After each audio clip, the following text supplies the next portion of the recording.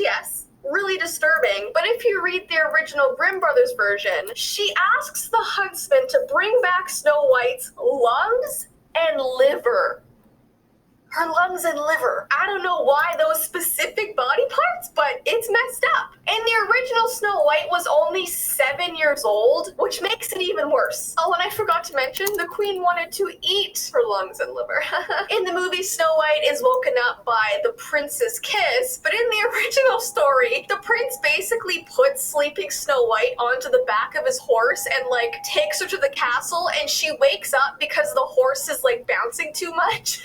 What? They end up falling in love, having a wedding, and for some reason they decide to invite the evil queen to their wedding. Definitely makes sense, right? It was all a trick, and when she arrives, Snow White gives her these burning hot slippers that she took out of the fire and forces the evil queen to wear them and dance in them. So like her feet were burning and on fire. I mean, it's no wonder that Disney changed all of this. All right, next let's compare the Disney Cinderella and the original Cinderella. So all of you guys know how the Cinderella tale was told to you as a kid. Well, in the original version, she didn't have glass slippers. The slippers were made out of squirrel fur.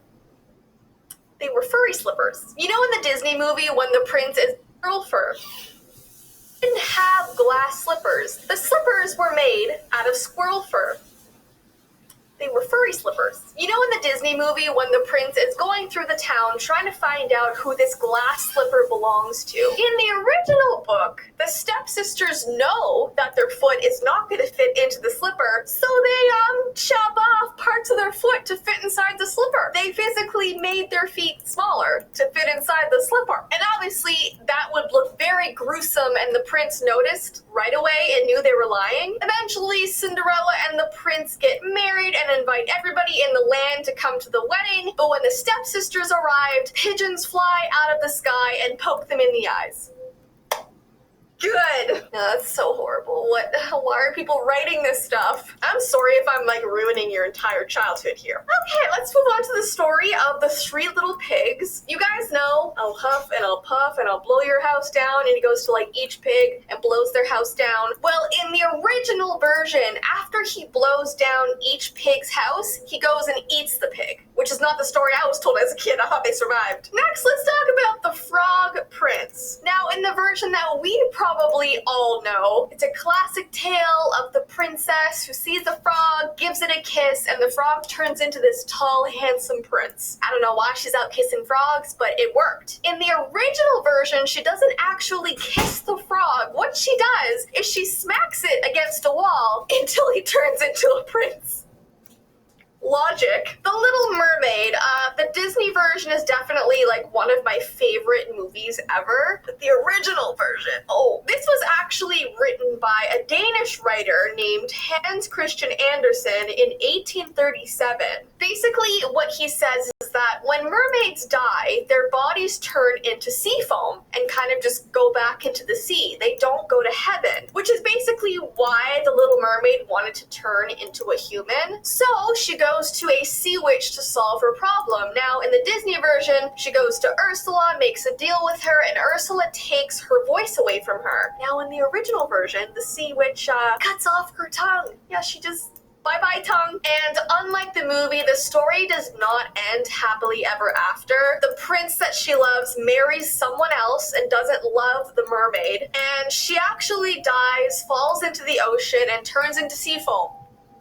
Yeah, and there are so many different versions of the story. Other people say that she went to be like an air goddess and rose into the heavens. Basically, every story I'm telling you, there's a bunch of different versions. So if I'm not saying the version you're used to, there are other slightly different versions. All right, and lastly, let's talk about Rapunzel. So you're all used to the story where Rapunzel lets down her golden braid of hair and the prince climbs up when the witches are there and they fall in love. Well, in the original version, when the prince climbs up Rapunzel's hair, they instantly fall in love and actually conceive a child, like right away. Well, the witch finds this out. She cuts off Rapunzel's hair and banishes her to a desert. The prince comes back and climbs the tower because the witch is pretending that she's Rapunzel. He climbs up, sees it's the witch, and she's like, "You'll never see Rapunzel ever again." And then he falls down the tower and lands into bushes of thorns, and the thorns go into his eyes and blind him. Then for several years, he walks the earth as a homeless blind man searching for Rapunzel. That's actually so dark and sad. He finally finds Rapunzel, and she's a mother of 2 twins struggling on her own, and she ends up crying over the blind prince, and her tears fall into his eyes, which heals them, and he's able to see again because of her tears. His sight is restored, and then they go get married in the magical kingdom. So that was like the only story that really ended well, but it still had so many dark parts to it. Alright, I'm gonna end the video here. There are so many other fairy tales I can go into. I just don't want to make this video like hours and hours long. So if you want me to do like a part 2 of like the 2 sides of fairy tales, definitely give this video a thumbs up and let me know. If you would like a cute Valentine's Day plush, link is down below in the description. But I hope you guys have an awesome rest of your day, and I will see you in my next video. Bye!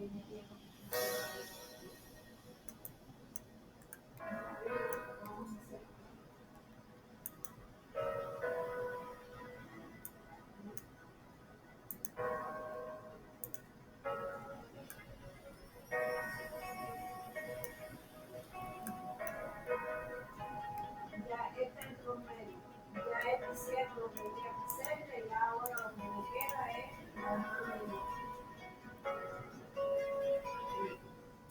yo estaba pensando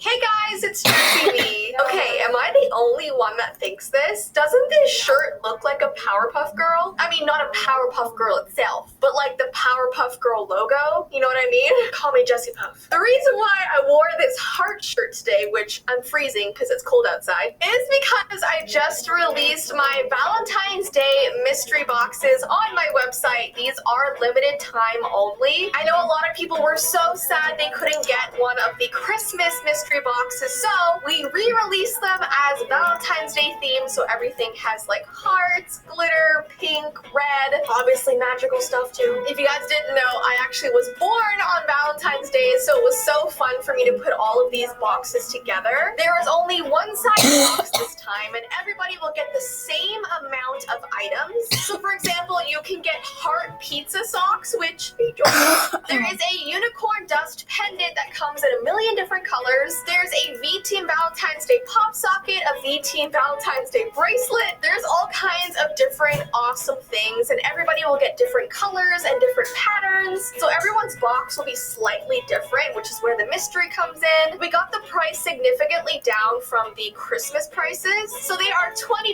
They are up on the website right now. I have no idea how long they're going to be available. It all depends on when they sell out. And yeah, if you would like your magical heart Valentine's Day box, the link is down below in the description. And let's get into into the video. So as you can tell by the title of today's video, today we're going to be talking about 2 abandoned Disney parks that people just seemingly forgot about. And these parks are actually so creepy, they were just left alone. And the reasoning behind why they were left alone is even scarier.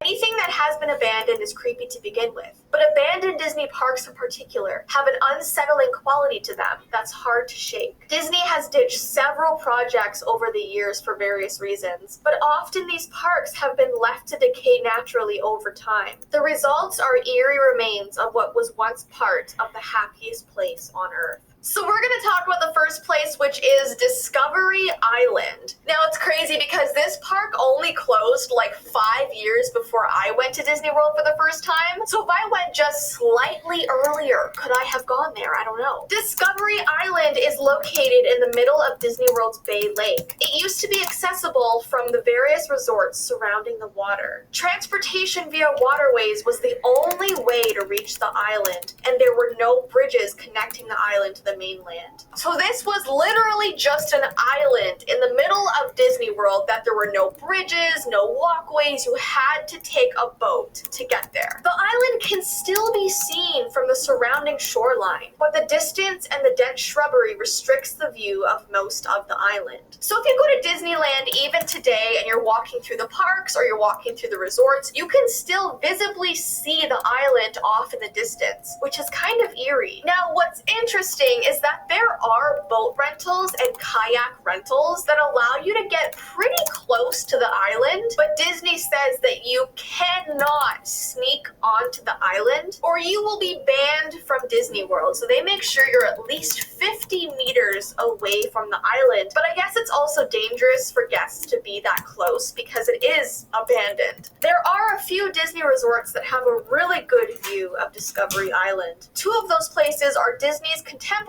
Resort and the Wilderness Lodge, which are located directly across the water. So if you're staying in one of those 2 hotels, you can see Discovery Island almost perfectly. Initially, the island was named Treasure Island after Disney's 1950 film of the same name. It was themed with shipwrecks, secret caves, and buried treasure. So that's the first concept they went with. And then in 1976, they completely changed the whole theme. They named it Discovery Island, as we know. And the purpose of this new Discovery Island was to showcase interesting birds and to protect wildlife. At its peak, this park housed over 500 endangered species, including tortoises, bald eagles, and scarlet ibis. So they took this from being the Treasure Island to being the Endangered Species Island, which is kind of a cool idea. And the fact that they had 500 endangered animals there, but then again, why wouldn't they just keep them in the wild? This tropical island was a place where you could encounter free-roaming birds, watch animal shows, and walk along the treetops. The way they advertised it was that you could literally walk through the wildlife. Like anywhere you walked, birds would land on you, birds would be at your eye level. It was like you were literally wandering through a rainforest or something. Visitors could stroll through designated sections such as Alligator Swamp, Flamingo Lagoon, Primate Point, and the Monkey Canopy. So each section of the island had like a different animal, which is kind of cool. Now, this island closed on April 4th, 1999, and it really shocked people because the island was doing fairly well. So it had been open for 25 years before it closed. The animals were relocated to Disney's newest theme park, Animal Kingdom. Now, not all of the animals could be put into Animal Kingdom, so the ones that were left over, they were put into sort of zoos around the United States, which sounds horrible. The island has remained closed to the public since 1999,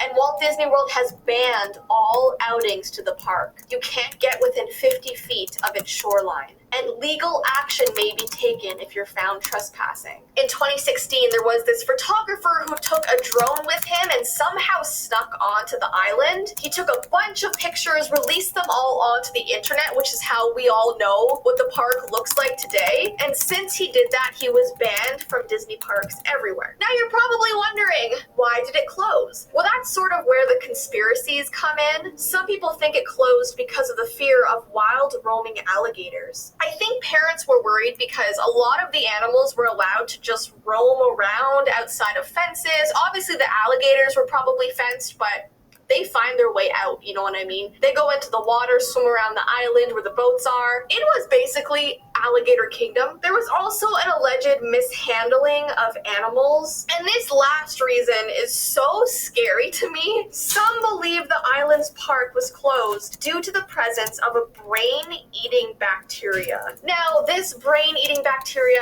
actually killed an 11-year-old boy that was at the park. This bacteria is not